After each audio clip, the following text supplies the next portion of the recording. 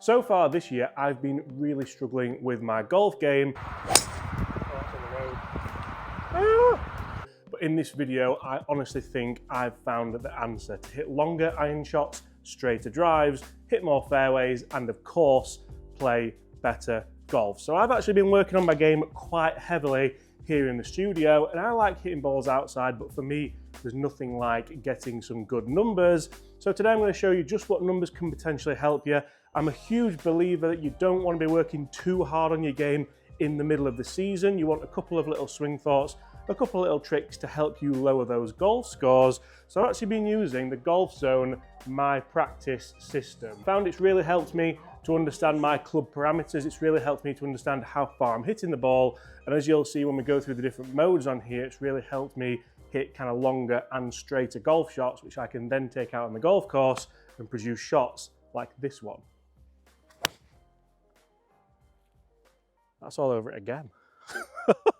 So as you can see, it kicks off on the driving range, and these are the kind of parameters we can work with. However, I'm going to change the modes, and we're going to have a little bit of a warm-up, and we're going to go to the approach area. So this is a nice flat approach area, and we can actually set the pin at different distances that we want. So I'll start with maybe a little 60-yard shot, and we can actually go all the way back to 180, 190 yards, so I can start to really work on my game as I would like to. So with the 60-yard shots, I've actually been thinking about maintaining that club face angle all the way through. So I've been working with actually the Hack motion device, which is this one, and really been working on those wrist angles. It's imperative that you know what your wrists are doing in the golf swing. It's really important that you know what loft you're delivering and at what speed. So at 60 yards, I've been trying to keep that face nice and square and allow that club to work through nicely. That one might be a little bit long, struck it really, really nicely. That's carried at 69 yards, so not too bad of effort there. You can see 6,600 backswing on a half swing. I don't particularly mind that too much.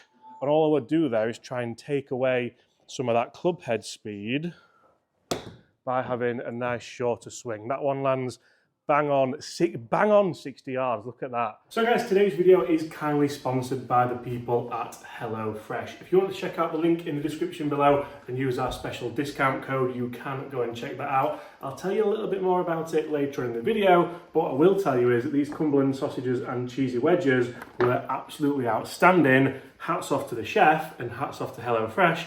Let's get on with this video and I'll catch up with you later about this. So we've taken away 2 miles an hour of club head speed. That's then allowed me to get a nice dynamic loft and launch there. And we can really start to think about just how we're working on that club head. The big thing for me is that I'm allowing a nice square face to path, and the face angle numbers and club path are all pretty neutral as well. So being able to work on that and really, really think about just how potentially that's going to help me get better at golf. And this is a really easy thing to start to take to the golf course as well. It's a really easy thing to start thinking about, right, how far, nice shot, how far do I actually hit my clubs, but also how can I play different shots? So for now, I might think, right, okay, 60 yards, let's now go up to 80 yards. I like to go in kind of 20-yard increments. And for me, it's a really nice way to think, you know what, as I'm starting to play more golf out on the course, I can really start to think if I'm playing well, hitting good drives, putting myself in positions, I can then, that's carried 67, so we're a little bit off, but it's finished nice and close to the flag.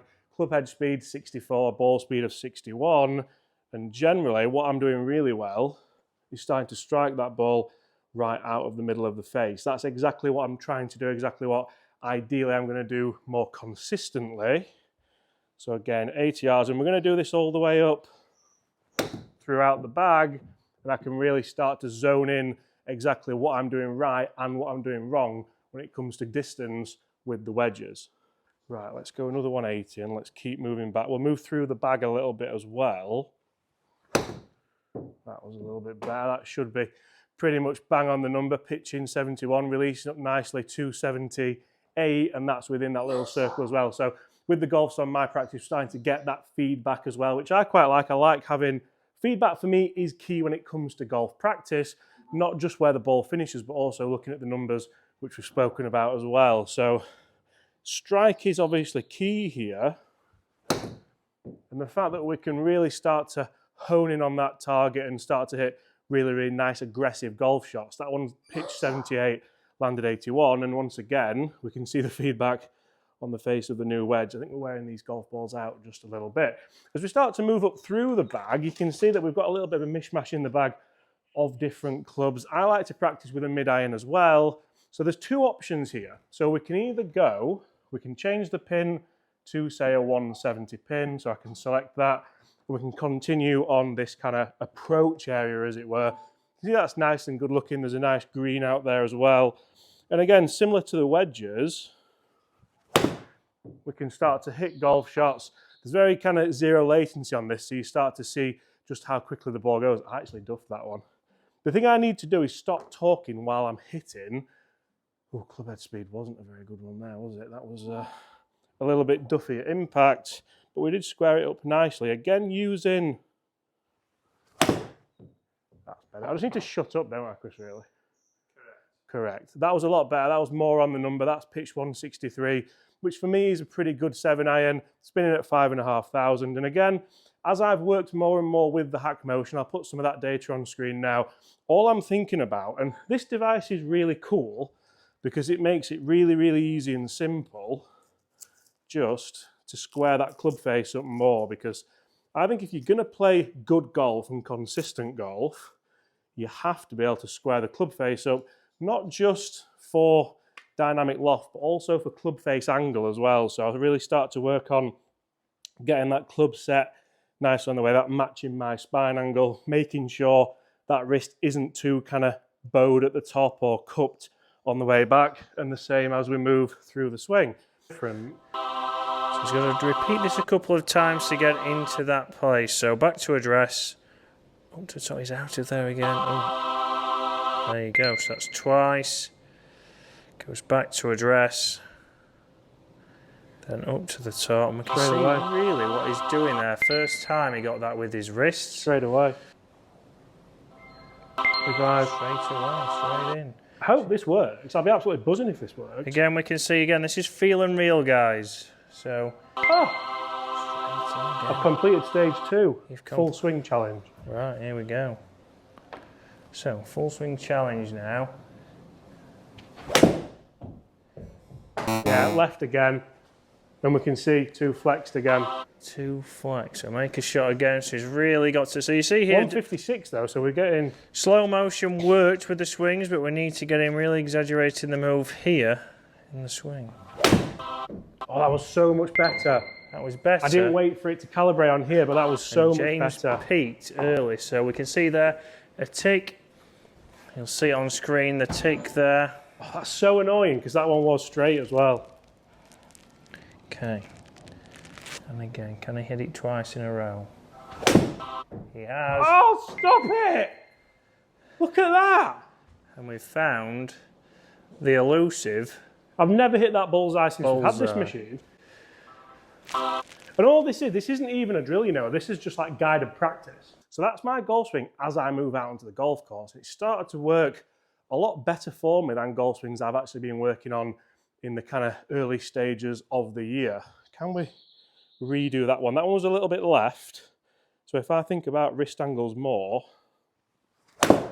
you can see that one's starting to cut back just a little bit. That one should be close to the target actually. Because I know, so 163 again, so identical carry distances, and we're really starting to get good numbers here as well, which I think is really important to make sure that you can get those numbers that you're after, and really important that you can transfer it out onto the golf course. That one felt so good. You can see a little bit of a difference there because spin's jumped up. It's gone the exact distance we want it to go, 167 carry, and we start to look at the numbers here, 90 club head speed, 120 ball speed, and a spin at 6,600, so near 7,000. Whenever you're hitting an iron, ideally, you just want the number on the bottom with 3 zeros behind it, and that's going to be the spin rate that you're going to want to achieve, especially if it's not like a hollow-bodied kind of mega forgiving iron. The fact I'm hitting these shots now, again, fills me with confidence because for me, it's not been a very good year. I've tugged that one a little bit, but we're going to take that all day long, aren't we? You can see spins drop because I've tugged it a little bit.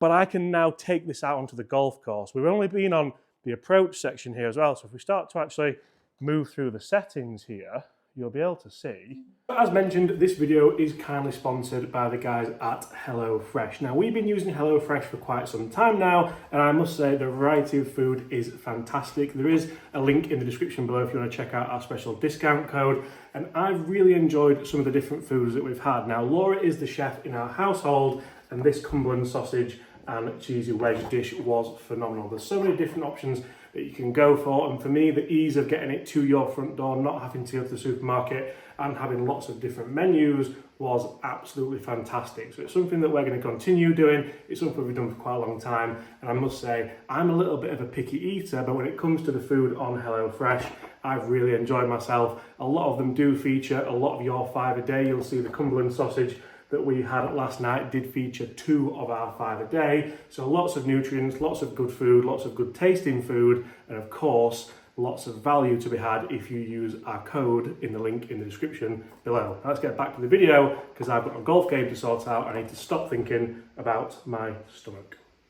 But there's a putting green, which you can use this if you play a lot of indoor golf. It's really, really handy to practice that. There's also the approach area where you can approach uphill. But I'm going to take you to the really fun bit, the driving range, and we'll see just how good this is going to help me by getting off the tee.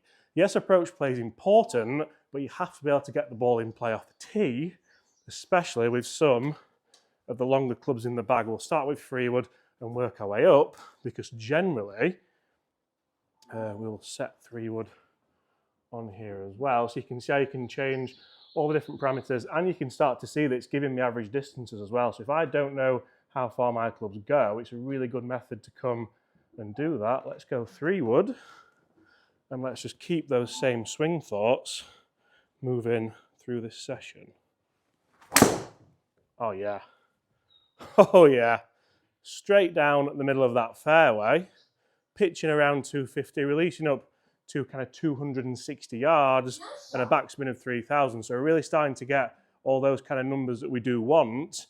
I can't believe it. Can you believe it that well? I might just move straight on, because I'm a big believer that if you're practicing and something's working, well, look out for a ball flight. Oh, we will just move on, and we will go to the big dog, because generally, this is where I've struggled quite a lot, and this is where the GolfSon system can really, really help when it comes to keeping the ball in play, but also maybe working on some distance numbers as well. So realistically here, let's go same idea, leaking a little bit to the right. But for me, this is where I really start to look at the numbers, and I really start to look at exactly what I'm doing. That one's carried 259 yards, a total distance of 275. And you can actually see that I left the club face open. The club path was 10 out to in, which is something which I really need to start working on. That's changed dramatically for me throughout the years, and it's spinning at 3,500. So we need to really work on, first of all, getting that club path a little bit more neutral, and of course, squaring that club face up. So being a PGA Pro myself, having given lots of golf lessons, I sort of know and understand what I need to do. Now it's a case of just putting that into practice and making sure that we can do it. So let's work on that alignment. Immediately that felt better. That felt better. We've got club edge speed of 109, ball speed 163. We're carrying up near the 270 marks. That's immediately better. Still spinning at 3,000, so still quite spinny. We can see straight away that I've managed to square that club face off, club path off, square the club face off, launch it a little bit lower. Straight away, we're starting to be in the realms of where I feel comfortable. It's just better, isn't it? So again, by using the GolfSon, my practice, by using the hack motion, we're starting to get a little bit better. Now I just need to lower that spin rate. Maybe put the spine angle back a little bit, Chris. So what's really, really handy as well is you can go back after your session and look at your shots and see just how far they've gone. So for example, I really enjoyed that 3-wood shot, and we can start playing that back. We can see just exactly what strikes we got. We can see just exactly how we are moving. You can obviously slow that down as well. And just see, I like the little foot tap that I'm doing there, just to get that pressure moving a little bit more. Big fan of that. Obviously, we can look at some of the drives as well. So the longest drive that we hit, this one, we can see just how the bodies move. We can see how we've struck it. Again, we can slow that down. We can also look at Chris just setting up for the next video that we're doing. This is how accurate it is. Just Chris moving with his feet. Look at that for a strike, fantastic. And we can also obviously see exactly where the balls have gone on here. So have we gone left, have we gone right? We can work out a percentage there. So you can start to kind of give feedback to your coach as well, which I'm a huge fan of, because if you are working with a coach, you can say, right, I had a practice session, 60% of the shots actually went to the left, 60% went to the right. And from there, we can start to work on your game and get a lot better at golf, which is my hopeful plan.